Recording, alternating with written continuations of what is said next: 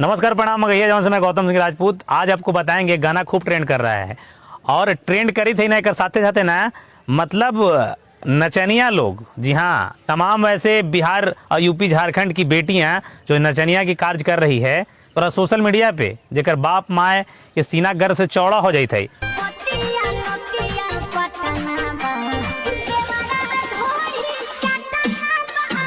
ओकरा देखावल चाहे भाई, और गनवा जब सुनला है ना वो ट्रेंड करी थी कि देवरा धोड़ी चटना बा, बाकी ओकर माए जो घटित घटना बा कल समरवा तो के बता दिलो है कि जी हाँ जो गायक गली है ओकर माए के साथ में ऐसा घटना घटित है, इसलिए देवरा धोड़ी चटना होल है। पहले ई नचनिया के देखा।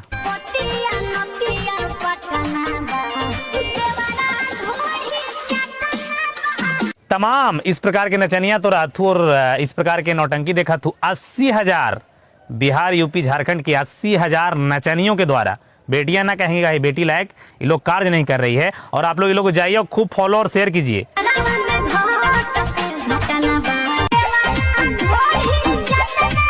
समझे कि नहीं, नचनियों को उस स्तर तक पहुंचाइए जिस स्तर तक जाना बने, समझ रहे हैं ना, जहां जाना चाह रही हो ये सब नचनिया उस जगह तक पहुंचाइए। काहे कि एकरा चाटे वाला कोई नहीं मिल रहा है, समझे। तो इन लोग जाना चाह रही है फिल्म इंडस्ट्री में, हाँ मतलब फिल्म इंडस्ट्री में जाना चाही थे।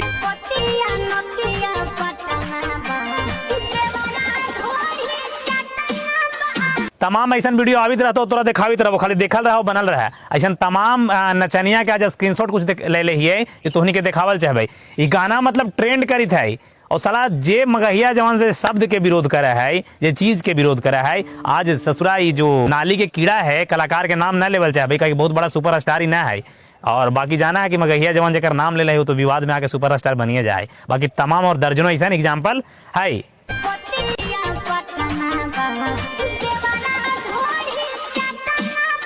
देख ला है ना, लगातार इशारा देखा, निशाना देखा, निगाह देखा और कलाकारी देखा।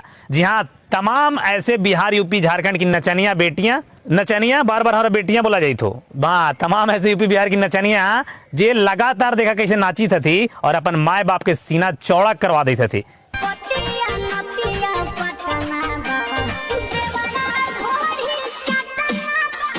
बाकी काहे कि 1000, 50,000, 60,000 लोग देखी थे रील्स के, और इतना ना 80,000 नचनियों के द्वारा ना अभी रील्स बना देवल गई है। और रील्स ऐसा चीज है कि कोई गाना के वायरल कर दे, तमाम गाना वायरल होती दिन प्रतिदिन। तो हम सोचली कि भाई लोग के बता दी, बाकी समर बता ली है तो सोचलिए आज हम अपन अंदाज में बता दिए।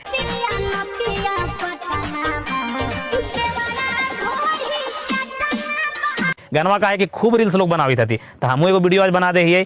मतलब नतिया रहत पटना बा और घरवा में घर घटत घटना बा और देवरा ढोड़ी चटना बा। जी हाँ, ये कलाकार के साथ माए के साथ घटना हुई तो एक बाबूजी रही थी कहाँ, पटना, एक चाचा चाटित होती। बाकी आगे कहे के जरूरी नहीं, बाकी ज्यादा कह देबो तो कान से शायद समझी था है ना, कहानी वैसनो होती थी देखा। और वीडियो के तो शेयर करबे करा है हमारे वाला के, कहे कि पिछले बार एगो ढोड़ी चटना गो हल नपुंसक क्या वाला तोरा बुलेट राजा, ओकर वीडियो चल रही है 2 लाख, वहाँ बने हमारा एपिसोड चल गई 25 लाख, समझ ला है। तो इस प्रकार के एकरा खूब शेयर करा, लेकिन जाके गनवा के रिपोर्ट कर महाराज।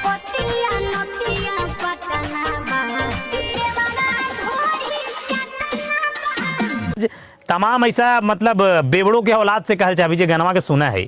आखिर 2 मिलियन गाना चल गए, 20 लाख कौन ऐसा नपुंसक के औलाद गाना के सुन लीजिए, बता भा कौन माए बहन के साथ में सुन ली भाई, वही सुन ली हो जेकर घर में ऐसा घटना घटित होता है। बाकी वीडियो खूब शेयर करा और तमाम नचनिया के तोहनी के दिखैली हो, है ना।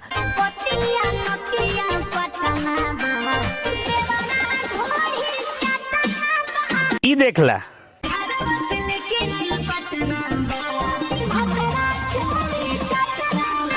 देख ला है ना। जी हाँ, रंगा बिल्ला है, औरंगाबाद के हमारे कलाकार है, इहो ढोड़ी चटना गाना भी लगा कि MP3 ले लिए आयल है। एकरो गाना बड़ी जल्दी रिलाई कर भाई, ये भी अपन माए के कैसे चाटा चाटी करी थे देख ला। जी हाँ, माए का भाई काहे कि अगर तू केकरो बेटी बहन के साथ ऐसा करी थी या कोई नचनिया के साथ करी थी तो शिक्षा केकरा दे थी रे, शिक्षा दे थी केकरा रे मोनुअल बेला। बाकी इंतजार कर, तोहरों पे वीडियो बड़ी जल्दी आता हो।